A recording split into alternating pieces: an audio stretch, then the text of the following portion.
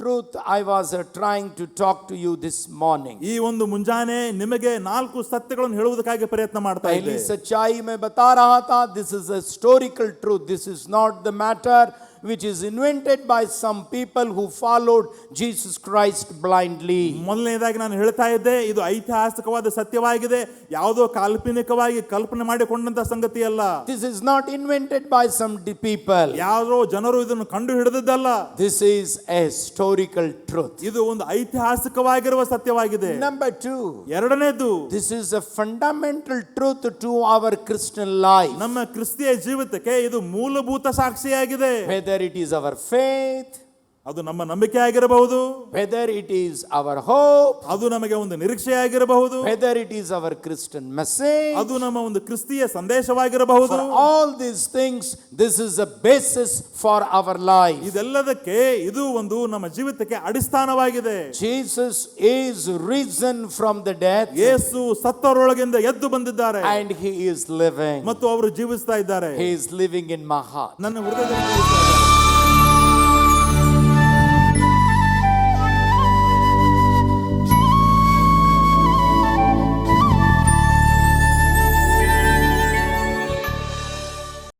ದೇವರ ವಾಕ್ಯವು ಅದು ಬಲವುಳ್ಳಂಥದ್ದು, ಅದು ಕೀಲು ಮಜ್ಜೆಗಳನ್ನು ತೂರಿಕೊಂಡು ಹೋಗುವಂಥದ್ದು. ಆಮೇನ್. ಅದಕ್ಕೋಸ್ಕರ ನಮ್ಮ ಪ್ರಿಯ ಪಾಸ್ಟರ್ ಮುಲ್ಲಾ ಅವರನ್ನು ತುಂಬ ಹೃದಯದಿಂದ ಚಪ್ಪಾಳೆ ತಟ್ಟುತ್ತಾ ಸ್ವಾಗತಿಸೋಣ. ಹಾಗೂ ಪ್ರತಿ ಬಾರಿ ನಮಗೆ ಭಾಷಾಂತರ ಮಾಡಿ ನಮ್ಮೆಲ್ಲರಿಗೂ ಆಶೀರ್ವಾದವಾಗಿರುವಂಥ ಪಾಸ್ಟರ್ ಆನಂದ್ ಅವರನ್ನು ಕೂಡ ಸ್ವಾಗತಿಸೋಣ. आप तमाम का बहुत बहुत शुक्रिया अदा करना चाहता हूँ मैं. ನಿಮ್ಮೆಲ್ಲರಿಗೂ ನಾನು ಧನ್ಯವಾದ ಹೇಳಲು ಬಯಸುತ್ತೇನೆ. स्वामी जी का बहुत शुक्रिया अदा करना चाहता हूँ, जो अच्छी तरीके से उन्होंने हमारे लिए प्रार्थना की. ನಮಗೋಸ್ಕರ ಒಳ್ಳೆಯ ರೀತಿಯಿಂದ ಪ್ರಾರ್ಥನೆ ಮಾಡಿದಂಥ ಸಹೋದರ ಸ್ವಾಮಿ ಅವರಿಗೆ ನಾನು ವಿಶೇಷವಾಗಿ ಧನ್ಯವಾದ ಹೇಳಲು ಬಯಸುತ್ತೇನೆ. और हमारे multi linguistic translator pastor Sebastian का भी धन्यवाद देना चाहता हूँ. ಅನೇಕ ಭಾಷೆಗಳಿಂದ ಭಾಷಾಂತರ ಮಾಡುವಂಥ ನಮ್ಮ ಪ್ರಿಯ ಪಾಸ್ಟರ್ ಅವ್ರನ್ನೂ ಕೂಡ ಸಬಾಸ್ಟಿಯನ್ ಅವ್ರನ್ನೂ ಕೂಡ ನಾನು ಧನ್ಯವಾದ ಹೇಳ್ತೇನೆ. यहाँ अगर ग्रीक भाषा भी बोलने वाला आ जाएगा तो पास्टर सेबास्टियन जरूर ट्रांसलेशन करेंगे. ಇಲ್ಲಿ ಗ್ರೀಕ್ ಭಾಷೆಯಿಂದ ಯಾರಾದರೂ ಸಂದೇಶ ಹೇಳುವುದಕ್ಕಾಗಿ ಬಂದರೆ ಅದನ್ನು ಕೂಡ ಅವರು ಭಾಷಾಂತರ ಮಾಡುತ್ತಾರೆ. कहाँ तक करेक्ट था ना करेक्ट था स्वामी अच्छा जानते हैं. आज एक विशेष दिन है. ಇವತ್ತು ಒಂದು ವಿಶೇಷವಾದ ದಿನ. यीशु मसीह मुर्दों में से जी उठा दिन है. ಯೇಸು ಸ್ವಾಮಿ ಅವರು ಸತ್ತವರೊಳಗಿಂದ ಎದ್ದು ಬಂದಂತ ಒಂದು ದಿನವಾಗಿದೆ. और आज इस दिन के बारे में हम ध्यान करने के लिए जा रहे हैं. ಇವತ್ತು ಆ ಒಂದು ದಿನದ ಬಗ್ಗೆ ನಾವು ಧ್ಯಾನ ಮಾಡಲಿಕ್ಕೆ ಹೋಗ್ತಾ ಇದ್ದೇವೆ. 3 बड़ी अहमियत रखने वाले दिन मसीही रास्ते में हैं. ಕ್ರಿಸ್ತನ ಒಂದು ಮಾರ್ಗದಲ್ಲಿ 3 ವಿಶೇಷವಾದ ದಿನಗಳನ್ನು ಆಚರಿಸುವಂತ ದಿನಗಳಾಗಿವೆ. एक यीशु मसीह जिस दिन बेथलेहम में पैदा हुए वो बड़ी अहमियत रखने वाला एक दिन है. ಒಂದು ಮುಖ್ಯವಾಗಿರುವಂತಹ ಒಂದು ದಿನ ಯೇಸು ಸ್ವಾಮಿಯವರು ಬೇತಲೆಹೇಮಿನಲ್ಲಿ ಏನು ಜನಿಸಿದರಲ್ಲ ಆ ಒಂದು ದಿನವಾಗಿದೆ. रोशनी इस दुनिया में उन्होंने ले आई. ಲೋಕದಲ್ಲಿ ಅವರು ಬೆಳಕನ್ನು ತೆಗೆದುಕೊಂಡು ಬಂದರು. अंधेरे को इस दुनिया से निकाल दिए. ಕತ್ತಲೆಯನ್ನು ಈ ಒಂದು ಲೋಕದಿಂದ ತೆಗೆದು ಹಾಕಿದರು. गंदगी में पैदा हुए लेकिन पाकीज़गी को हमारे दिलों में देने वाले हो गए. ಹೊಲಸಾಗಿರುವ ಸ್ಥಳದಲ್ಲಿ ಅವರು ಜನಿಸಿದರೂ ಕೂಡ ನಮಗೆ ಪವಿತ್ರವಾದ ಜೀವಿತವನ್ನು ಕೊಡುವವರಾದರು. रात के अंधेरे में आपके पैदाइश हुई लेकिन रोशनी देते हुए आप पैदा हुए. ಅಂಧಕಾರ ಉಳ್ಳ ಒಂದು ಕತ್ತಲೆಯಲ್ಲಿ ಅವರು ಜನಿಸಿದರು, ಆದರೆ ನಮ್ಮ ಜೀವಿತದಲ್ಲಿ ಅವರು ಬೆಳಕನ್ನು ಕೊಟ್ಟರು. गरीब खानदान में पैदा हुए लेकिन हम तमाम को दौलतमंद बनाते चले गए. ಅವರು ಬಡ ಒಂದು ಕುಟುಂಬದಲ್ಲಿ ಹುಟ್ಟಿದ್ರು ಕೂಡ ಅವರು ನಮ್ಮನ್ನು ಶ್ರೀಮಂತರನ್ನಾಗಿ ಮಾಡಿದರು. यीशु मसीह हमारी जिंदगी को बदल दिए. ಯೇಸು ಸ್ವಾಮಿ ಅವರು ನಮ್ಮ ಜೀವಿತವನ್ನು ಬದಲಾವಣೆ ಮಾಡಿದರು. वो एक दिन अहमियत रखने वाला दिन है हमारी जिंदगी में. ನಮ್ಮ ಜೀವಿತದಲ್ಲಿ ಆ ಒಂದು ದಿನವು ಮುಖ್ಯವಾಗಿರುವ ದಿನವಾಗಿದೆ. दूसरा दिन यीशु मसीह हम तमाम के गुनाहों के लिए सलीब पर मारे गए. ಎರಡನೇ ಒಂದು ದಿನ ನಮ್ಮ ಪಾಪ ಅಪರಾಧಗಳಿಗೋಸ್ಕರ ಶಿಲುಬೆಯ ಮೇಲೆ ಅವರು ಸತ್ತರು. Greatest day in the history of the world is not the day on which man has landed on the surface of moon. ಇತಿಹಾಸದಲ್ಲಿ ಮನುಷ್ಯನು ಚಂದ್ರನ ಮೇಲೆ ಕಾಲು ಇಟ್ಟಂತ ದಿನ ಒಂದು ಮುಖ್ಯವಾಗಿರುವ ದಿನವಲ್ಲ. दुनिया में सबसे बड़ा वो दिन है जिस दिन यीशु मसीह हमारे लिए गुनाह के खातिर सलीब पर मारे गए. ಯಾವ ದಿನ ಯೇಸು ನಮ್ಮ ಪಾಪಗಳಿಗಾಗಿ ಶಿಲುಬೆ ಮೇಲೆ ಸತ್ತನು ಅದೇ ಒಂದು ದಿನ ಐತಿಹಾಸಿಕವಾದ ದಿನವಾಗಿದೆ, ಮುಖ್ಯವಾಗಿರುವ ದಿನವಾಗಿದೆ. That was the Friday. ಅದು ಶುಕ್ರವಾರ. वो है दूसरा अहमियत रखने वाला दिन. ಅದು ಎರಡನೇ ಮುಖ್ಯವಾಗಿರುವಂತಹ ಒಂದು ದಿನವಾಗಿದೆ. और तीसरा दिन जो है ಮೂರನೇ ಒಂದು ದಿನ यीशु मसीह मुर्दों में से जी उठे. ಯೇಸು ಸ್ವಾಮಿಯವರು ಸತ್ತರೊಳಗಿಂದ ಎದ್ದು ಬಂದರು. वो आज का दिन है. ಅದು ಇವತ್ತಿನ ಒಂದು ದಿನವಾಗಿದೆ. यीशु मसीह हमारे लिए जिंदा है ಯೇಸು ನಮಗೋಸ್ಕರ ಜೀವಿಸುತ್ತಾ ಇದ್ದಾರೆ. और उसके बारे में चंद बातें मैं आपको बताने की कोशिश करूंगा. ಅದರ ಕುರಿತಾಗಿ ಕೆಲವು ಮಾತುಗಳನ್ನು ವಾಕ್ಯಗಳನ್ನು ಹೇಳಲಿಕ್ಕೆ ಹೋಗ್ತಾ ಇದ್ದೇನೆ. दानियल की किताब 12वां अध्याय दूसरे वचन में हम ऐसे पढ़ते हैं, ದಾನಿಯೇಲನ ಬರೆದ ಪುಸ್ತಕ 12ನೇ ಅಧ್ಯಾಯ 2ನೇ ವಚನದಲ್ಲಿ ಹೀಗೆ ಓದುತ್ತೇವೆ. और मरने के बाद लोग नई जिंदगी पाएंगे. ಮರಣದ ನಂತರ ಜನರು ಹೊಸ ಜೀವಿತವನ್ನು ಹೊಂದಿಕೊಳ್ತಾರೆ. बुरे लोग हों या अच्छे लोग हों, ಕೆಟ್ಟವರಾಗಿರ್ಲಿ ಒಳ್ಳೆಯವರಾಗಿರ್ಲಿ, whether they are righteous or unrighteous, there will be a resurrection. ಅವರು ನೀತಿವಂತರಾಗಲಿ ಅನೀತಿವಂತರಾಗಲಿ ಅವರಿಗೆ ಒಂದು ಪುನರುತ್ಥಾನವಿದೆ. ऐसा है कि किताब 26वां अध्याय उसके 19वें वचन में भी बताया जा रहा है, रास्तबाज खुशी से परमेश्वर के साथ जीने के लिए एक पुनरुत्थान पाएंगे. ಯೆಶಾಯನ ಬರೆದ ಗ್ರಂಥ 26ನೇ 19ನೇ ವಚನದಲ್ಲಿ ನೋಡುತ್ತೇವೆ, ನೀತಿ ಉಳ್ಳ ಜನರು ಅವರು ಪುನರುತ್ಥಾನ ಹೊಂದುವರು, ದೇವರೊಂದಿಗೆ ವಾಸ ಮಾಡುವರು ಎಂಬುದಾಗಿದೆ. एक प्रिडिक्शन के बारे में भी बताया गया है, ಒಂದು ಪ್ರವಾದನ ರೂಪದಲ್ಲಿ ಹೇಳಲ್ಪಟ್ಟಿದೆ. और वहां एक डिक्लेरेशंस भी हैं ओल्ड टेस्टामेंट में कि मरने के बाद जिंदगी है. ಹಳೆ ಒಡಂಬಡಿಕೆಯಲ್ಲಿ ಕೆಲವು ಘೋಷಣೆಗಳು ಕೂಡ ಇವೆ, ಮರಣದ ನಂತರ ಒಂದು ಜೀವಿತ ಇದೆ ಎಂಬುದಾಗಿ ಹೇಳುವುದಕ್ಕಾಗಿ. मैं मरने के बाद जीऊंगा. ನಾನು ಮರಣದ ನಂತರ ಜೀವಿಸುತ್ತೇನೆ. योब अपनी किताब में बता रहे हैं, ಯೋಬನು ತನ್ನ ಪುಸ್ತಕದಲ್ಲಿ ಹೀಗೆ ಹೇಳುತ್ತಾನೆ, 19वें अध्याय के 25, 26, 27वें वचन में, even if I merge into the dust, I will see my redeemer. 19ನೇ ಅಧ್ಯಾಯ 25, 26, 27ನೇ ವಚನದಲ್ಲಿ ನೋಡ್ತೇವೆ, ಯೋಬನು ಹೇಳ್ತಾನೆ, ನಾನು ಮಣ್ಣಿನಲ್ಲಿ ಮಣ್ಣಾಗಿ ಹೋದರೂ ಕೂಡ ನನ್ನ ರಕ್ಷಕನನ್ನು ನಾನು ಕಾಣುತ್ತೇನೆ. मैं मेरे मुनज्जी को रक्षक को एक दिन देखूंगा. ನಾನು ನನ್ನ ರಕ್ಷಕನನ್ನು ಒಂದು ದಿನ ನೋಡುತ್ತೇನೆ. ये उम्मीद ही उसको नई जिंदगी दे दी. ಈ ಒಂದು ನಿರೀಕ್ಷೆ ಅವನಿಗೆ ಒಂದು ಹೊಸ ಜೀವಿತವನ್ನು ಕೊಟ್ಟಿತು. ये उम्मीद ही एक नई जिंदगी दे दी. ಈ ನಿರೀಕ್ಷೆ ಅವನಿಗೆ ಒಂದು ಹೊಸ ಒಂದು ಆಶ್ವಾಸನೆ ಕೊಟ್ಟಿತು. ये उम्मीद हमारे जिंदगी में उम्मीद के साथ जीने के लिए मदद करता है. ಈ ಒಂದು ನಿರೀಕ್ಷೆ ನಮ್ಮಲ್ಲಿ ಇರುವುದಾದ್ರೆ ನಿರೀಕ್ಷೆ ಜೀವಿಸುವುದಕ್ಕಾಗಿ ನಮಗೆ ಸಹಾಯ ಮಾಡುತ್ತದೆ. और भजन संगीता 16 में भी इसके बारे में बताया गया है. ಕೀರ್ತನೆಗಳು 16ನೇ ಅಧ್ಯಾಯದಲ್ಲೂ ಕೂಡ ಹೀಗೆ ಹೇಳಲ್ಪಟ್ಟಿದೆ. Therefore my heart is glad, my tongue is rejoicing. My heart is glad, my tongue is rejoicing. ನನ್ನ ಹೃದಯ ಸಂತೋಷಗೊಂಡಿದೆ, ನನ್ನ ನಾಲಿಗೆಯು ಹರ್ಷಗೊಳ್ಳುತ್ತದೆ. My body also will rest in peace. ನನ್ನ ಶರೀರವೂ ಕೂಡ ಸಮಾಧಾನಕರವಾಗಿ ವಿಶ್ರಾಂತಿ ತೆಗೆದುಕೊಳ್ಳುತ್ತದೆ. Because you will not abandon your holy one to the grave. ಯಾಕಂತ ಹೇಳಿದರೆ ನೀನು ನನ್ನನ್ನು ತಳ್ಳಿ ಬಿಡುವುದಿಲ್ಲ, ನೀನು ಕೃಪೆಯುಳ್ಳ ದೇವರಾಗಿದ್ದಿ ನನಗೋಸ್ಕರ. Or I will not be there in the grave. ನಾನು ಸಮಾಧಿಯಲ್ಲಿ ಇರುವುದಿಲ್ಲ. Or I will have the life after death, it says. ಈ ಮರಣದ ನಂತರ ನನಗೆ ಜೀವವಿದೆ ಎಂಬುದಾಗಿ ಅವನು ಹೇಳ್ತಾ ಇದ್ದಾನೆ. मरने के बाद की जिंदगी के बारे में हमें देखने को मिलता है. ಮರಣದ ನಂತರ ಜೀವಿತ ಇದೆ ಎಂಬುದಾಗಿ ನಾವಲ್ಲಿ ನೋಡ್ತೇವೆ. चंद लोग कहते हैं कि ओल्ड टेस्टामेंट में मरने के बाद की जिंदगी के बारे में जिक्र नहीं है. ಕೆಲವು ಜನರು ಹೇಳ್ತಾರೆ ಹಳೆ ಒಡಂಬಡಿಕೆಯಲ್ಲಿ ಮರಣದ ನಂತರ ಜೀವಿತದ ಬಗ್ಗೆ ಅಲ್ಲಿ ಏನು ಬರೆಯಲ್ಪಟ್ಟಿಲ್ಲ. लेकिन इन वचनों से हमें पता चलता है ಆದರೆ ಈ ಒಂದು ವಾಕ್ಯಗಳಿಂದ ನಮಗೆ ಗೊತ್ತಾಗುತ್ತದೆ मरने के बाद जिंदगी है. चंद लोग कहते हैं कि यही दुनिया है. ಕೆಲವು ಜನರು ಹೇಳ್ತಾರೆ ಇಲ್ಲೇ ಲೋಕವಿದೆ, ಇಲ್ಲೇ मरने ಇದೆ, के बाद कुछ नहीं है. ಮರಣದ ನಂತರ ಏನೂ ಇಲ್ಲ.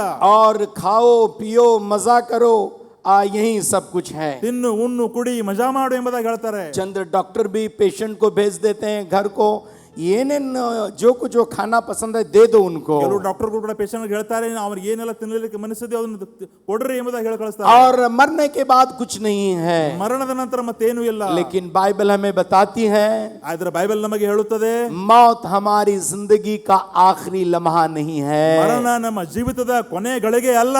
मौत जो है नई जिंदगी में ले जाने के लिए एक दरवाजा है. ಮರಣವು ಹೊಸ ಜೀವಿತಕ್ಕೆ ತೆಗೆದುಕೊಂಡು ಹೋಗುವಂತ ಒಂದು ಬಾಗಿಲಾಗಿದೆ. हम नई जिंदगी में दाखिल होने के लिए मौत एक दरवाजा है. ಮರಣವು ಹೊಸ ಜೀವಿತಕ್ಕೆ ಪ್ರವೇಶ ಮಾಡುವಂತದ್ದು ಒಂದು ಬಾಗಿಲಾಗಿದೆ. आज इस रिसरेक्शन के बारे में 5 बातें मैं बताने की कोशिश करूंगा. ಇವತ್ತು ಈ ಪುನರುತ್ಥಾನದ ಬಗ್ಗೆ 5 ವಿಷಯಗಳನ್ನು ಹೇಳುವುದಕ್ಕಾಗಿ ಪ್ರಯತ್ನ ಮಾಡುತ್ತೇನೆ. पहली बात, this is a historical truth. ये एक तारीखी सच्चाई है. ಇದು ಮೊದಲನೇದಾಗಿ ನೋಡುವಾಗ ಐತಿಹಾಸಿಕವಾಗಿರುವ ಸತ್ಯವಾಗಿದೆ. चंद लोग कहते हैं कि यीशु मसीह का मुर्दों में से जी उठना, लोग ने यीशु मसीह की तारीफ करते करते करते करते मुर्दों में से वो जी उठे, ऐसे विचार उन्होंने फैला दिए और यीशु मसीह का मुर्दों में से जी उठना ये लोग मनाना शुरू करते हैं, ऐसे कहते हैं। ಕೆಲವು ಜನರು ಹೇಗೆ ಹೇಳ್ತಾರೆ, ಯೇಸು ಸ್ವಾಮಿಯವರು ಸತ್ತವರೊಳಗಿಂದ ಎದ್ದು ಬಂದಿದ್ದು ಸುಮ್ಮನೆ ಹೊಗಳುತ್ತಾ ಹೊಗಳುತ್ತಾ ಪ್ರಶಂಸೆ ಮಾಡುತ್ತಾ ಮಾಡುತ್ತಾ ಸುಮ್ಮನೆ ಮಾತುಗಳನ್ನು ಹಬ್ಬಿಸಿ ಅವರು ಹುಟ್ಟಿ ಹಾಕಿದ್ದಾರೆ ಎಂಬುದಾಗಿ ಹೇಳ್ತಾರೆ. ऐसे नहीं है, ಇದು ಹಾಗೆ ಅಲ್ಲ. और बाइबल भी हमें बताती है इसकी सच्चाई. ಬೈಬಲ್ ಕೂಡ ಇದರ ಸತ್ಯದ ಬಗ್ಗೆ ಹೇಳಲ್ಪಡುತ್ತದೆ. There is a historical truth that Jesus is resurrected from the dead. ಸತ್ತವರೊಳಗಿಂದ ಎದ್ದು ಬಂದಿದ್ದಾನೆ ಎಂಬುದಾಗಿ ಐತಿಹಾಸಿಕವಾದ ಸಾಕ್ಷಿಯೂ ಕೂಡ ಯೇಸುವಿನ ಕುರಿತಾಗಿ ಇದೆ. और YouTube में एक प्रोग्राम है जिसको आप देख सकते हैं, 7 compelling truth to know that Jesus is resurrected from the death. ಸತ್ತವರೊಳಗಿಂದ ಎದ್ದು ಬಂದಿದ್ದಾನೆ ಎಂಬುದಾಗಿ ಹೇಳುವುದಕ್ಕಾಗಿ 7 ಯೇಸುವನು ಎದ್ದು ಬಂದಿದ್ದರ ಕುರಿತಾಗಿ ಯೂಟ್ಯೂಬ್ ನಲ್ಲಿ ಒಂದು ವಿಡಿಯೋ ಇದೆ. He studied about the resurrection of Jesus Christ for 20 years. ಯೇಸು ಕ್ರಿಸ್ತನ ಪುನರುತ್ಥಾನದ ಬಗ್ಗೆ 20 ವರ್ಷ ಅವರು ಅಧ್ಯಯನ ಮಾಡಿದ್ದಾರೆ. And he has brought some remarkable truth about the resurrection of Jesus Christ. ಯೇಸು ಕ್ರಿಸ್ತನ ಪುನರುತ್ಥಾನದ ಬಗ್ಗೆ ಬಹಳ ಗುರುತಾಗಿರುವಂತಹ ವಿಷಯಗಳನ್ನು ಅವರು ತೆಗೆದುಕೊಂಡು ಬಂದಿದ್ದಾರೆ. पहली कोरिन्थियों की किताब 15वें अध्याय में पौल इसके बारे में बता रहे हैं 1ನೇ ಕೊರಿಂಥ ಬರೆದ ಪತ್ರಿಕೆ 15ನೇ ಅಧ್ಯಾಯದಲ್ಲಿ ಪೌಲನು ಇದರ ಕುರಿತಾಗಿ ಹೇಳ್ತಾ ಇದ್ದಾನೆ कि यीशु मसीह मुर्दों में से जी उठे हैं. ಯೇಸು ಸ್ವಾಮಿಯವರು ಸತ್ತವರೊಳಗಿಂದ ಎದ್ದು ಬಂದರು. पतरस पर जाहिर हो गए, ಪೇತ್ರನ ಮುಂದೆ ಕಾಣಿಸಿಕೊಂಡರು. 12 चेलों को जाहिर हो गए, 12 ಶಿಷ್ಯರಿಗೆ ಕಂಡರು. 500 से भी ज्यादा लोगों को एक ही बार दिखाई दिए. 500 ಜನರಕ್ಕಿಂತಲೂ ಹೆಚ್ಚಾಗಿ ಒಂದೇ ಸಲ ಅವರು ಕಾಣಿಸಿಕೊಂಡರು. और 12 अपोस्टल्स को भी दिखाई दिए, 12 ಅಪೊಸ್ತಲರಿಗೆ ಅವರು ಕಾಣಿಸಿಕೊಂಡರು. याकूब को भी दिखाई दिए, ಯಾಕೋಬನಿಗೆ ಅವರು उसके ಕಾಣಿಸಿದರು. बाद मुझे भी दिखाई दिए. ಅದಾದ ಮೇಲೆ ನನಗೂ ಕೂಡ ಕಾಣಿಸಿದರು. मल्टीपल प्रूफ है वो, ಈ ರೀತಿಯಾದ ಬಹಳಷ್ಟು ಸಾಕ್ಷಿಗಳಿವೆ. 1-2 प्रूफ नहीं है, 1-2 ಸಾಕ್ಷಿಗಳಲ್ಲ, 1-2 जगह पर नहीं है, 1-2 ಸ್ಥಳಗಳಲ್ಲಿ ಅಲ್ಲ, 1-2 मौके पर नहीं है, 2-3 ಒಂದು ಘಟನೆಗಳಲ್ಲಿ ಅಲ್ಲ, अलग अलग जगहों पर अलग अलग लोगों पर यीशु मसीह जाहिर हो गए. ಬೇರೆ ಬೇರೆ ಸ್ಥಳಗಳಲ್ಲಿ ಬೇರೆ ಬೇರೆ ಜನರಿಗೆ ಯೇಸು ಸ್ವಾಮಿ ಅವರು ಕಾಣಿಸಿಕೊಂಡರು. एक ही बार 500 से भी ज्यादा लोग एक जगह पर जहां जमा हुए थे वहां यीशु मसीह जाहिर हो गए. ಒಂದೇ ಸಲ 500 ಜನರು ಸೇರಿ ಬಂದಾಗ ಅವರಿಗೆ ಒಟ್ಟಾಗಿ ಕಾಣಿಸಿಕೊಂಡರು. ये मल्टीपल प्रूफ है. ಇದು ಬಹಳಷ್ಟು ಕಡೆ ನಡೆದಂತ ಒಂದು और ಸಾಕ್ಷಿಯಾಗಿದೆ. एक बात पौल कह रहे हैं, ಇನ್ನೊಂದು ವಿಷಯ ಪೌಲನು ಹೇಳ್ತಾ ಇದ್ದಾನೆ, जिन लोगों के बारे में मैं बता रहा हूं जो यीशु मसीह को देखे हैं उनमें से बहुत सारे लोग आज भी जिंदे हैं. ಯಾರೆಲ್ಲ ನಾವು ನೋಡಿದ್ದೇವೆ ಎಂಬುದಾಗಿ ಸಾಕ್ಷಿ ಹೇಳ್ತಾ ಇದ್ದಾರಲ್ಲ ಅವರ ಕುರಿತಾಗಿ ಪೌಲನು ಹೇಳ್ತಾ ಇದ್ದಾನೆ, ಅವರು ಇವತ್ತೂ ಕೂಡ ಜೀವಿಸ್ತಾ ಇದ್ದಾರೆ. अगर ये बात झूठ हुई होती ಇದು ಒಂದು ವೇಳೆ ಸುಳ್ಳಾಗಿದ್ದರೆ और झूठ पौल कोरिन्थियों में रहने वाले विश्वासियों को ऐसे पत्र लिखे हुए होते ಕೊರಿಂಥದಲ್ಲಿರುವ ಜನರಿಗಾಗಿ ಈ ಒಂದು ಪತ್ರಿಕೆಯನ್ನು ಪೌಲನು ಬರೆದಿದ್ದರೆ और उस वक्त झूठ हुआ होता तो वो लोग इसके बारे में बताए हुए ಒಂದು होते. ವೇಳೆ ಅವರು ಬರೆದದ್ದು ಸುಳ್ಳಾಗಿದ್ದರೆ ಜನರು ಅದರ ಕುರಿತಾಗಿ ಮಾತಾಡ್ತಾ ಇದ್ರು. यीशु मसीह मुर्दों में से जिंदा हो गए. ಯೇಸು ಸ್ವಾಮಿ ಅವರು ಸತ್ತವರೊಳಗಿಂದ ಎದ್ದು ಬಂದರು. मेरा यीशु जिंदा है. ನನ್ನ ಯೇಸು ಜೀವಿತನಾಗಿದ್ದಾನೆ. अब वो सलीब पर नहीं है, ಈಗ ಅವನು ಶಿಲುಬೆ ಮೇಲೆ ಅಲ್ಲ, वो अब जमीन में नहीं है, ಈಗ ಅವರು ಭೂಮಿಯಲ್ಲಿ ಇಲ್ಲ, वो अब कब्र में नहीं है, ಈಗ ಅವರು ಸಮಾಧಿಯಲ್ಲಿ ಇಲ್ಲ, मुर्दों में से जी उठे हैं.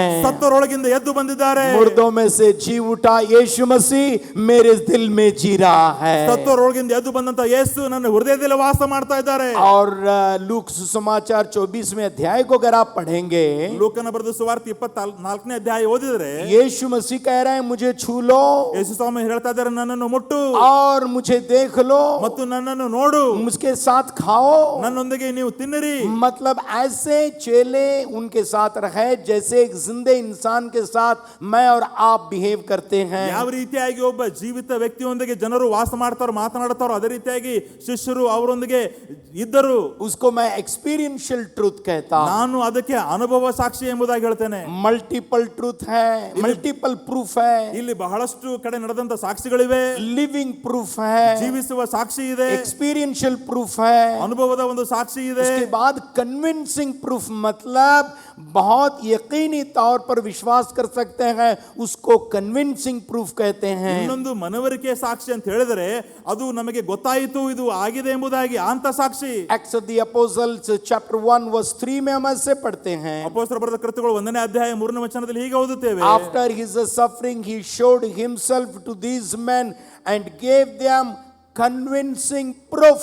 ಅವರಿಗೆ ಮನವರಿಕೆ ಆಗುವ ರೀತಿಯಲ್ಲಿ ಯೇಸು ಸ್ವಾಮಿ ಪ್ರಕಟಗೊಂಡು ಅವರ ಶಿಷ್ಯರಿಗೆ ಒಂದು ಗುರುತಾಗಿ ಕೊಟ್ಟನು. मतलब लोग कन्विंस हो गए. ಇದರ ಅರ್ಥ ಅವರ ಒಂದು ದರ್ಶನದಿಂದ ಜನರಿಗೆ ಗೊತ್ತಾಯಿತು. मल्टीपल proof थे ಬಹಳಷ್ಟು ಸಾಕ್ಷಿಗಳು ಇದ್ದವು और living proof थे ಮತ್ತು ಜೀವಿಸುವ ಸಾಕ್ಷಿ ಇತ್ತು और convincing proof थे. ಮತ್ತು ಮನವರಿಕೆಯ ಒಂದು ಸಾಕ್ಷಿ ಇತ್ತು. एक्सपीरियंस के साथ दिए गए proof थे. ಅನುಭವದಿಂದ ಕೊಟ್ಟಂತಹ ಸಾಕ್ಷಿಗಳು ಇದ್ದವು. और एक मैं कहता हूं evidential proof.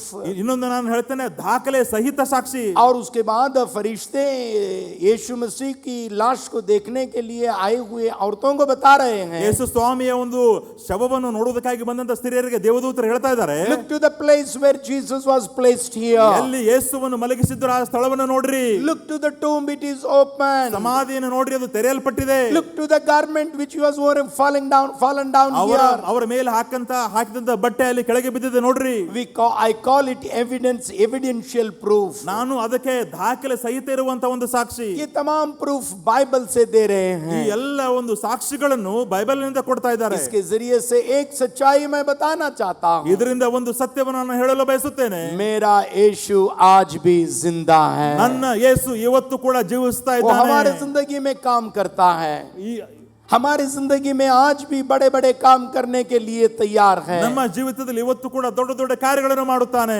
My Jesus is living. ನನ್ನ ಯೇಸು ಜೀವಿಸ್ತಾ ಇದ್ದಾನೆ. दूसरी सच्चाई इसके बारे में मैं बताना चाहता हूं. ಎರಡನೇ ಸತ್ಯ ಇದರ ಕುರಿತಾಗಿ ಹೇಳಲು ಬಯಸುತ್ತೇನೆ. This is called a fundamental truth. ಇದಕ್ಕೆ ನಾನು ಒಂದು ಮೂಲಭೂತ ಸಾಕ್ಷಿ ಎನ್ನುತ್ತೇನೆ. It is a fundamental truth for our Christian faith. ನಮ್ಮ ಕ್ರಿಸ್ತಿಯ ನಂಬಿಕೆಗೆ ಇದು ಒಂದು ಮೂಲಭೂತ ಒಂದು ಸಾಕ್ಷಿಯಾಗಿದೆ. कोरिन्थियों की किताब में ही पौल वहां आए हुए विश्वासियों से कह रहे हैं, ಕೊರಿಂಥದಲ್ಲಿ ಅಲ್ಲಿ ಬಂದಂತ ವಿಶ್ವಾಸಿಗಳಿಗೆ ಪೌಲನು ಹೇಳ್ತಾ ಇದ್ದಾನೆ, if Jesus had not been resurrected from the death, our preaching could have been in vain. ಒಂದು ವೇಳೆ ಯೇಸು ಸ್ವಾಮಿ ಅವರು ಪುನರುತ್ಥಾನ ಹೊಂದದೇ ಹೋಗಿದ್ದರೆ ನಾವು ಮಾಡುವಂತಹ ಒಂದು ಪ್ರಸಂಗ ಅದು ವೇಸ್ಟ್ ಆಗ್ತಾ ಇತ್ತು. हमारा प्रचार व्यर्थ होता था. ನಮ್ಮ ಒಂದು ಪ್ರಚಾರ ವ್ಯರ್ಥವಾಗ್ತಾ ಇತ್ತು. तुम्हारा विश्वास व्यर्थ हो जाता था. ನಿಮ್ಮ ನಂಬಿಕೆ ವ್ಯರ್ಥವಾಗ್ತಾ ಇತ್ತು. हम झूठे गवाह ठहरे जाते थे. ನಾವು ಸುಳ್ಳು ಸಾಕ್ಷಿಗಳಾಗಿ ನಿಲ್ತಾ ಇದ್ವಿ. आज हम इसलिए प्रचार कर रहे हैं. ಇವತ್ತು ನಾವು ಯಾಕೆ ಪ್ರಸಂಗ ಮಾಡ್ತಾ ಇದ್ದೇವೆ ಅಂತ आज ಹೇಳಿದ್ರೆ, आज आप इसलिए विश्वास कर रहे हैं ನೀವು ಇವತ್ತು ಯಾಕೆ ನಂಬುತ್ತಾ ಇದ್ದೀರಿ ಅಂತ ಹೇಳಿದ್ರೆ, क्योंकि हकीकत में यीशु मसीह मुर्दों में से जी उठा है. ಯಾಕಂತ ಹೇಳಿದ್ರೆ ಸತ್ಯವಾಗಿ ಯೇಸು ಸ್ವಾಮಿ ಅವರು ಸತ್ತವರೊಳಗಿಂದ ಎದ್ದು ಬಂದಿದ್ದಾರೆ.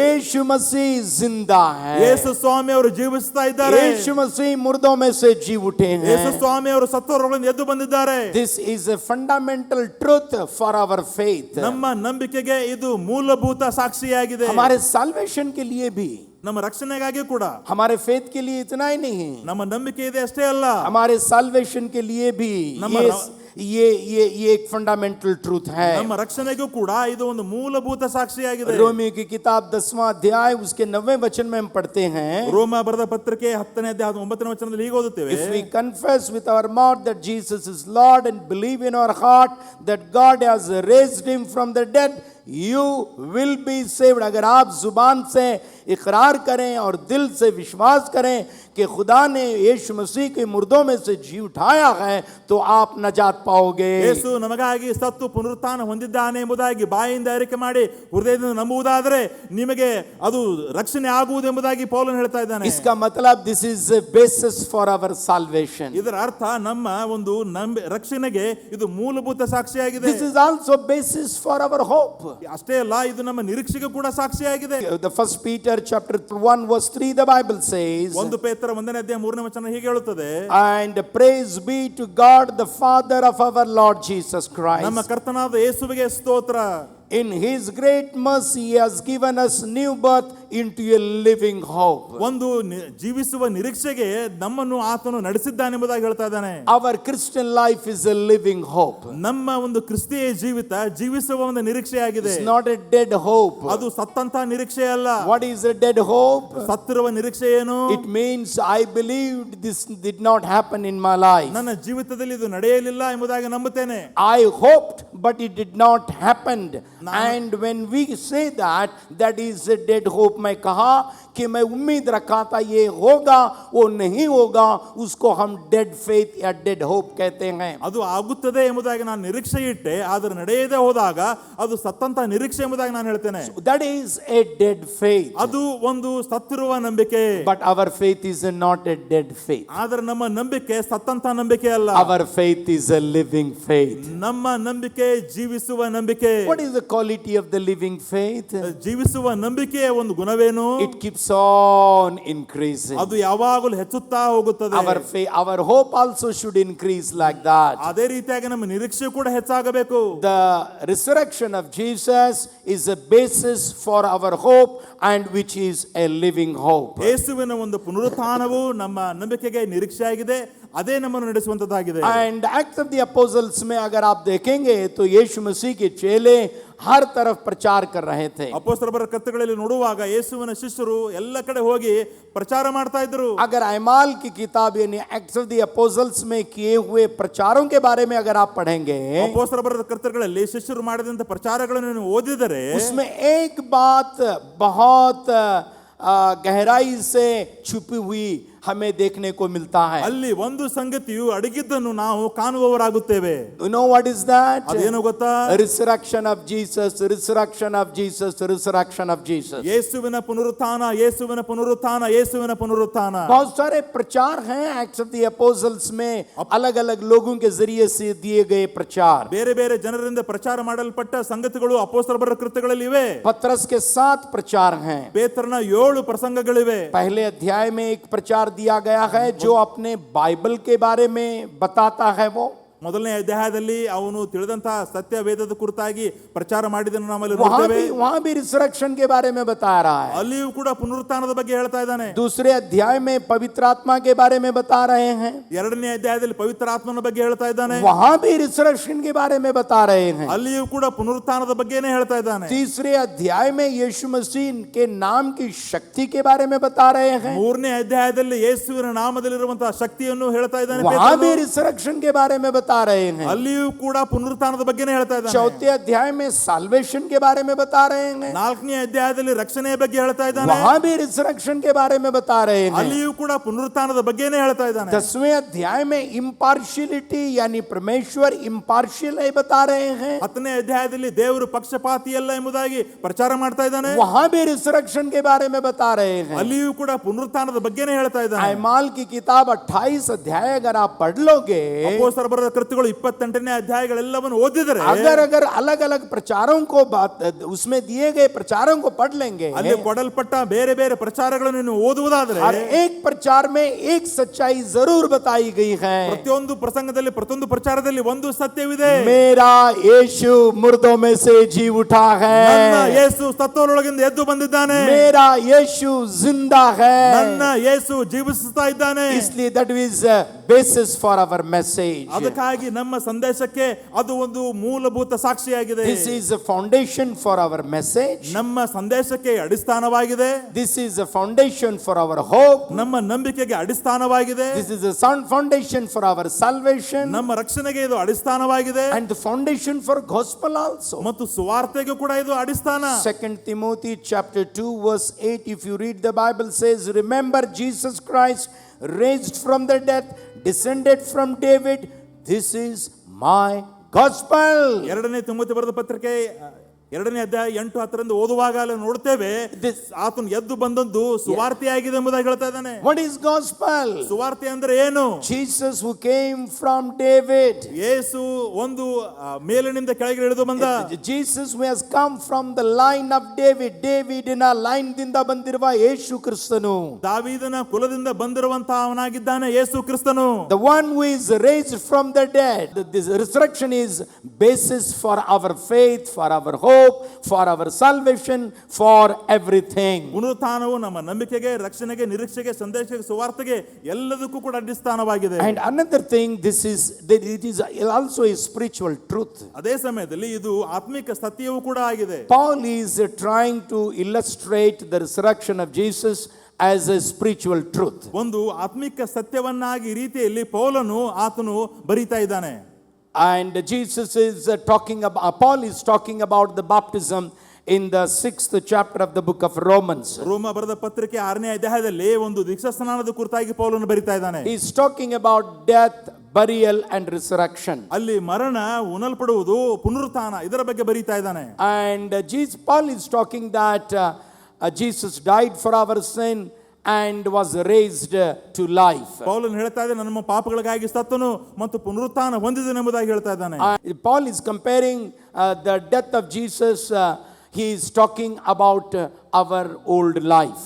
ಮರಣದ ಕುರಿತಾಗಿ ಪೌಲನು ಮಾತನಾಡುವಾಗ ಪೌಲನು ಮಾತನಾಡ್ತಾ ಇರುವಂತದ್ದು ನಮ್ಮ ಹಳೆಯ ಜೀವಿತದ ಕುರಿತಾಗಿ. And when he's talking about the resurrection of Jesus Christ, ಯೇಸು ಕ್ರಿಸ್ತನ ಪುನರುತ್ಥಾನದ ಬಗ್ಗೆ ಮಾತನಾಡುವಾಗ he's talking about new life. ಹೊಸ ಜೀವಿತದ ಬಗ್ಗೆ ಮಾತನಾಡ್ತಾ ಇದ್ದಾನೆ. So we can see the two life of Jesus. ಯೇಸುವಿನ ಎರಡು ಜೀವನಗಳನ್ನು ನಾವು ನೋಡಬಹುದು. One is the physical life before death and resurrection. ಒಂದು ಶಾರೀರಿಕ ಜೀವಿತ ಮರಣ ಹೊಂದುವುದಕ್ಕಿಂತ ಮುಂಚೆ. And another one is life after resurrection. ಇನ್ನೊಂದು ಜೀವಿತ ಪುನರುತ್ಥಾನ ಹೊಂದಿದ ನಂತರ ಇರುವ ಜೀವನ. These are two different lives. ಇಲ್ಲಿ ಎರಡು ರೀತಿಯಾದ ಜೀವಿತಗಳಿವೆ. Old life of Jesus was very limited. ಯೇಸುವಿನ ಹಳೆಯ ಒಂದು ಜೀವಿತ ಬಹಳ ಸೀಮಿತವಾಗಿತ್ತು. He was not going everywhere. ಅವರು ಎಲ್ಲ ಕಡೆ ಹೋಗ್ತಿರಲಿಲ್ಲ. When before his resurrection he was limited to certain places. ಪುನರುತ್ಥಾನ ಹೊಂದುವುದಕ್ಕಿಂತ ಮುಂಚೆ ಯೇಸು ಕೆಲವು ಸ್ಥಳಗಳಲ್ಲಿ ಸೀಮಿತವಾಗಿರ್ತಿದ್ರು, ಎಲ್ಲಿ ಹೋಗ್ಲಿಕ್ಕೆ ಆಗ್ತಿರಲಿಲ್ಲ, ಅಲ್ಲೇ ಇರ್ತಿದ್ರು. But after resurrection it was not like that. ಆದರೆ ಪುನರುತ್ಥಾನದ ನಂತರ ಅದು ಹಾಗೆ ಆಗಲಿಲ್ಲ. He was appearing suddenly in many places. ತಕ್ಷಣವೇ ಬೇರೆ ಬೇರೆ ಸ್ಥಳಗಳಲ್ಲಿ ಅವರು ಪ್ರತ್ಯಕ್ಷರಾಗ್ತಾ ಇದ್ರು. He was appearing in Galilee. ಗಲಿಲಾಯದಲ್ಲಿ ಕಾಣಿಸಿಕೊಂಡರು. He suddenly was appearing in Jerusalem. ಪಕ್ಕನೆ ಯೆರೂಸಲೇಮಿನಲ್ಲಿ ಅವರು ಕಾಣಿಸಿಕೊಂಡರು. That was not possible when he was living. ಇಲ್ಲಿ ಜೀವಿಸುವಾಗ ಶಾರೀರಿಕವಾಗಿ ಅದು ಅಸಾಧ್ಯವಾಗಿತ್ತು. That was not the way he was living at that time. ಆ ಒಂದು ಸಮಯದಲ್ಲಿ ಆ ರೀತಿಯಾಗಿ ಅವರು ಜೀವಿಸ್ತಿರಲಿಲ್ಲ. But after the resurrection life was different. ಆದರೆ ಪುನರುತ್ಥಾನ ಹೊಂದಿದ ನಂತರ ಜೀವನ ಬೇರೆಯಾಗಿತ್ತು. What Paul is trying to tell us this, ಪೌಲನು ಏನು ಹೇಳಲು ಪ್ರಯತ್ನ ಮಾಡ್ತಾ ಇದ್ದಾನೆ ಅಂತ ಹೇಳಿದ್ರೆ, as there is a difference between the life of Jesus before the death and resurrection and after the death and resurrection, ಯಾವ ರೀತಿಯಾಗಿ ಪುನರುತ್ಥಾನ ಹೊಂದುವುದಕ್ಕೆ ಮುಂಚೆ ಒಂದು ಜೀವಿತವಿತ್ತು, ಪುನರುತ್ಥಾನ ಹೊಂದಿದ ನಂತರ ಏನು ಜೀವಿತವಿತ್ತು ಅದರ ವ್ಯತ್ಯಾಸವನ್ನು ಹೇಳ್ತಾ ಇದ್ದಾನೆ ಪೌಲನು. as there is a difference in the life of Jesus, there should be a difference in a life of a Christian. ಯಾವ ರೀತಿಯಾದ ವ್ಯತ್ಯಾಸಗಳು ಯೇಸುವಿನ ಜೀವಿತದಲ್ಲಿತ್ತು ಅದೇ ಒಂದು ವ್ಯತ್ಯಾಸಗಳು ಕ್ರಿಸ್ತನ ಒಂದು ವಿಶ್ವಾಸ ಜೀವಿತದಲ್ಲಿ ಇರಬೇಕು. हमारी जिंदगी में भी वो तब्दीली होना चाहिए. ನಮ್ಮ ಜೀವಿತದಲ್ಲೂ ಕೂಡ ಅದು ಬದಲಾವಣೆ ಆಗಬೇಕು. अगर हमारी जिंदगी में वो तब्दीली नहीं है, ನಮ್ಮ ಜೀವಿತದಲ್ಲಿ ಆ ಒಂದು ಬದಲಾವಣೆ ಇಲ್ಲದೆ ಹೋದರೆ, इसका मतलब रिसरेक्शन पावर हमारी जिंदगी में हम अनुभव नहीं कर पा रहे हैं. ಇದರ ಅರ್ಥ ಪುನರುತ್ಥಾನದ ಶಕ್ತಿಯನ್ನು ನಾವು ಅನುಭವಿಸ್ತಾ ಇಲ್ಲ. कोलोसियों की किताब में पौल कह रहे हैं, ಕೊಲೊಸ್ಸೆ ಬರೆದ ಪತ್ರಿಕೆಯಲ್ಲಿ ಪೌಲನು ಹೇಳ್ತಾ ಇದ್ದಾನೆ, set your mind on the heavenly things. ನಿಮ್ಮ ಮನಸ್ಸುಗಳನ್ನು ಮೇಲಿನ ಸಂಗತಿಗಳಿಗಾಗಿ ನೋಡಿರಿ. जब एक नई जिंदगी बिताने वाले हो जाते हैं, ಯಾವಾಗ ಒಬ್ಬ ಮನುಷ್ಯನು ಹೊಸ ಜೀವಿತವನ್ನು ಜೀವಿಸುವುದಕ್ಕೆ ಪ್ರಾರಂಭ ಮಾಡ್ತಾನೋ, हमारे ख्यालात नए होना चाहिए. ನಮ್ಮ ಆಲೋಚನೆಗಳು ಹೊಸದಾಗಿರಬೇಕು. हमारे विचार नए होना चाहिए. ನಮ್ಮ ವಿಚಾರಗಳು ಹೊಸದಾಗಿರಬೇಕು. हमारा एम गोल नया होना चाहिए. ನಮ್ಮ ಒಂದು ಗುರಿಯು ಹೊಸದಾಗಿರಬೇಕು. हम आसमानी चीजों की तलाश करने वाले होना चाहिए. ನಾವು ಮೇಲಿನ ಸಂಗತಿಗಳನ್ನು ಹುಡುಕುವವರಾಗಿರಬೇಕು. इसका मतलब ये नहीं कि हमारी रोजमर्रा की जिंदगी के बारे में हम फिक्र करने वाले जिम्मेदार व्यक्ति न रहें. इसका मतलब वो नहीं है. ಇದರರ್ಥ ದಿನನಿತ್ಯ ಬೇಕಾದ ಸಂಗತಿಗಳಿಗೆ ನಾವು ಬೇಜವಾಬ್ದಾರಾಗಿ ಇರಬೇಕೆಂಬುದಾಗಿ ನಾನು ಹೇಳ್ತಾ ಇಲ್ಲ. ये तमाम चीजें करना है, ಇದೆಲ್ಲಗಳನ್ನು ನಾವು ಮಾಡಲೇಬೇಕು. लेकिन हमारा मन यीशु मसीह के पास होना ಆದರೆ चाहिए. ನಮ್ಮ ಮನಸ್ಸು ಯೇಸುವಿನ ಕಡೆಗೆ ಇರಬೇಕು. After that, in the 3rd chapter, Paul is talking that we need to slay the fleshly things. ಅದಾದ ಮೇಲೆ ಪೌಲನು 3ನೇ ಅಧ್ಯಾಯದಲ್ಲಿ ಹೇಳ್ತಾ ಇದ್ದಾನೆ, ನಮ್ಮ ಶಾರೀರಿಕ ಅಭಿಲಾಷೆಗಳನ್ನು ನಾವು ಬಿಡಬೇಕು. So many dirty things, Paul, one after another, he is enlisting there. If you carefully read the 3rd chapter, 3ನೇ ಅಧ್ಯಾಯವನ್ನು ಎಚ್ಚರಿಕೆಯಿಂದ ಓದೋದಾದ್ರೆ ಪೌಲನು ಅಲ್ಲಿ ಬಹಳಷ್ಟು ಹೊಲಸಾದ ಸಂಗತಿಗಳನ್ನು ಬರೀತಾ ಇದ್ದಾನೆ. we need to slay them. ನಾವು ಅವುಗಳನ್ನು ಬಿಟ್ಟು ಬಿಡಬೇಕು. ಕೊಲ್ಲಬೇಕು, we need to kill them, ನಾವು ಅವುಗಳನ್ನು ಸಾಯಿಸಬೇಕು, we need to bury them, ನಾವು ಅವುಗಳನ್ನು ಹೂಣಬೇಕು. because we are not the old people. ಯಾಕಂತ ಹೇಳಿದ್ರೆ ನಾವು ಹಳೆಯ ವ್ಯಕ್ತಿಗಳಲ್ಲ, We are born again. ನಾವು ಹೊಸದಾಗಿ ಹುಟ್ಟಿದ್ದೇವೆ, We have become the new people. ನಾವು ಹೊಸ ಜನರಾಗಿದ್ದೇವೆ. Our thoughts must be new. ನಮ್ಮ ಆಲೋಚನೆಗಳು ಹೊಸದಾಗಿರಬೇಕು, Our words also must be new. ನಮ್ಮ ಮಾತುಗಳು ಕೂಡ ಹೊಸದಾಗಿರಬೇಕು. So our life should be a changing life. ನಮ್ಮ ಒಂದು ಜೀವಿತವು ಬದಲಾವಣೆಯಾಗಿರುವ ಜೀವಿತವಿರಬೇಕು. If you go to the book of Ephesians chapter 2, Paul is talking that we are seated in the heavenly places. ಎಫೆಸ ಬರೆದ ಪತ್ರಕ್ಕೆ 2ನೇ ಅಧ್ಯಾಯದಲ್ಲಿ ಪೌಲನು ಬರಿತಾ ಇದ್ದಾನೆ, ನಾವು ಪರಲೋಕದ ಆಸನದ ಮೇಲೆ ಕೂತುಕೊಂಡವರಾಗಿದ್ದೇವೆ. We died with Christ. ಕ್ರಿಸ್ತನೊಂದಿಗೆ ನಾವು ಸತ್ತೆವು, We buried with Christ. ಕ್ರಿಸ್ತನೊಂದಿಗೆ ಹೋನಲ್ಪಟ್ಟೆವು, We are raised with Christ. ಕ್ರಿಸ್ತನೊಂದಿಗೆ ಎಬ್ಬಿಸಲ್ಪಟ್ಟೆವು, We are seated with Christ. ನಾವು ಕ್ರಿಸ್ತನೊಂದಿಗೆ ಕೂತುಕೊಂಡಿದ್ದೇವೆ. These are the things one after another Paul is talking. ಪೌಲನು ಈ ರೀತಿಯಾಗಿ ಒಂದಾದ ಮೇಲೆ ಸಂಗತಿಗಳನ್ನು ಬರಿತಾ ಇದ್ದಾನೆ. We are died with Christ. ಕ್ರಿಸ್ತನೊಂದಿಗೆ ನಾವು ಸತ್ತಿದ್ದೇವೆ. And Paul says if you are died with Christ, ಕ್ರಿಸ್ತನೊಂದಿಗೆ ಸತ್ತಿರಿ ಎಂಬುದಾಗಿ ಪೌಲನು ಹೇಳುವಾಗ, we need to die to sin. ನಾವು ಪಾಪಕ್ಕಾಗಿ ಸಾಯಬೇಕು. So we need to die to our sinful nature. ನಮ್ಮ ಒಂದು ಪಾಪ ಸ್ವಭಾವಕ್ಕೆ ನಾವು ಸಾಯಬೇಕು. And after that we are raised with Christ. ಅದಾದ ಮೇಲೆ ಕ್ರಿಸ್ತನೊಂದಿಗೆ ಎಬ್ಬಿಸಲ್ಪಟ್ಟಿದ್ದೇವೆ. We are seated with Christ. ಕ್ರಿಸ್ತನೊಟ್ಟಿಗೆ ನಾವು ಕೂತುಕೊಂಡಿದ್ದೇವೆ. This talks about our new life. ಅದು ನಮ್ಮ ಹೊಸ ಜೀವಿತದ ಕುರಿತಾಗಿ ಮಾತನಾಡುತ್ತದೆ. We need to bury ourselves. ನಮ್ಮನ್ನೇ ನಾವೇ ಹೂಣಬೇಕು. The resurrection power is giving us new life. ಹೊಸ ಪುನರುತ್ಥಾನ ಒಂದು ಶಕ್ತಿಯು ಹೊಸ ಜೀವಿತವನ್ನು ಕೊಡುತ್ತದೆ. And it is enabling us to think the heavenly things. ಮತ್ತು ಪರಲೋಕದ ಸಂಗತಿಗಳನ್ನು ಆಲೋಚನೆ ಮಾಡುವಂತದ್ದಾಗಿದೆ. And it is making us to be in the heavenly places. ಮತ್ತು ಪರಲೋಕ ಒಂದು ಸ್ಥಾನಗಳಲ್ಲಿ ಇರುವುದಕ್ಕೆ ಸಹಾಯ ಮಾಡುತ್ತದೆ. Fourth one is, ನಾಲ್ಕನೇದು, this resurrection is a unique truth. ಈ ಒಂದು ಪುನರುತ್ಥಾನವು ವ್ಯತ್ಯಸ್ತವಾಗಿರುವಂತ ಒಂದು ಸತ್ಯ. Unique.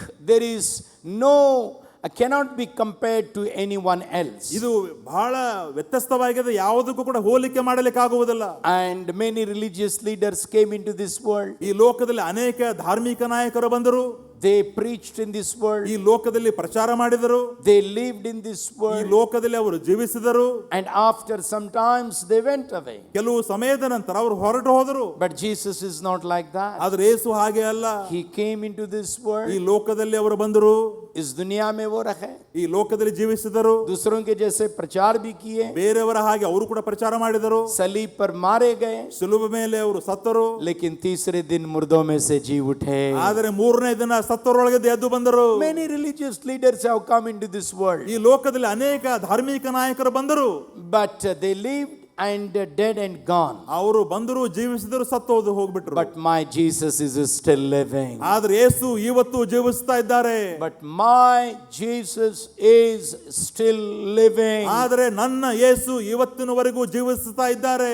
Hallelujah. Hallelujah. For truth I was trying to talk to you this morning. ಈ ಒಂದು ಮುಂಜಾನೆ ನಿಮಗೆ 4 ಸತ್ಯಗಳನ್ನು ಹೇಳುವುದಕ್ಕಾಗಿ ಪ್ರಯತ್ನ ಮಾಡ್ತಾ पहली ಇದ್ದೆ. सच्चाई में बता रहा था, this is a historical truth. This is not the matter which is invented by some people who followed Jesus Christ blindly. ಮೊದಲನೇದಾಗಿ ನಾನು ಹೇಳ್ತಾ ಇದ್ದೆ, ಇದು ಐತಿಹಾಸಿಕವಾದ ಸತ್ಯವಾಗಿದೆ, ಯಾವುದೋ ಕಾಲ್ಪನಿಕವಾಗಿ ಕಲ್ಪನೆ ಮಾಡಿಕೊಂಡಂತ ಸಂಗತಿ ಅಲ್ಲ. This is not invented by some people. ಯಾರೋ ಜನರು ಇದನ್ನು ಕಂಡು ಹಿಡಿದದ್ದಲ್ಲ.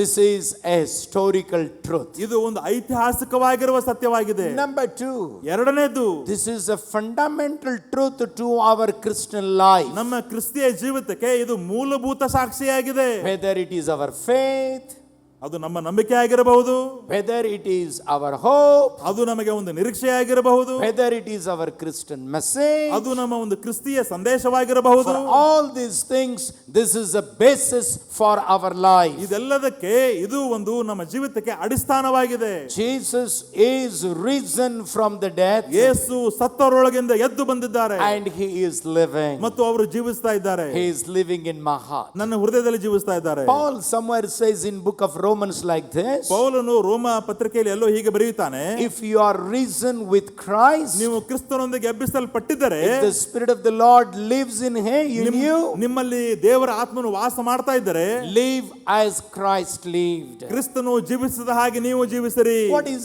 today's message for us? ಇವತ್ತಿನ ಸಂದೇಶ ನಮಗೇನಾಗಿದೆ? मेरा यीशु जिंदा है, ನನ್ನ ಯೇಸು ಜೀವಿತನಾಗಿದ್ದಾನೆ. वो कहीं बाहर दुनिया में जिंदा है ऐसे नहीं, ಹೊರಗಡೆ ಎಲ್ಲೋ ಜೀವಿಸ್ತಾ ಇದ್ದಾನೆ ಎಂಬುದಾಗಿ ಅಲ್ಲ. वो कहीं स्वर्ग में जिंदा है ऐसे नहीं, ಸ್ವರ್ಗದಲ್ಲಿ ಎಲ್ಲೋ ಅವರು ಜೀವಂತವಾಗಿದ್ದಾರೆ ಎಂಬುದಾಗಿ वो ಅಲ್ಲ. मेरे अंदर जिंदा है. ಅವರು ನನ್ನ ಒಳಗೆ ಜೀವಂತವಾಗಿದ್ದಾರೆ. गलातियों की किताब 2 अध्याय उसके 20वें वचन में पौल कह रहे हैं, it is not me who lives, it Christ lives in me. ಇನ್ನು ಮುಂದೆ ಜೀವಿಸುವುದು ನಾನಲ್ಲ, ಯೇಸು ನನ್ನೊಂದಿಗೆ ಜೀವಿಸ್ತಾ ಇದ್ದಾನೆ. हम भी हमारे जिंदगी में यही कहना है, ನಾವು ಕೂಡ ನಮ್ಮ ಜೀವಿತದಲ್ಲಿ ಇದನ್ನೇ ಹೇಳಬೇಕು. यीशु मसीह मेरे जिंदगी में रह रहा है. ಯೇಸು ನನ್ನ ಜೀವಿತದಲ್ಲಿ ಇದ್ದಾರೆ.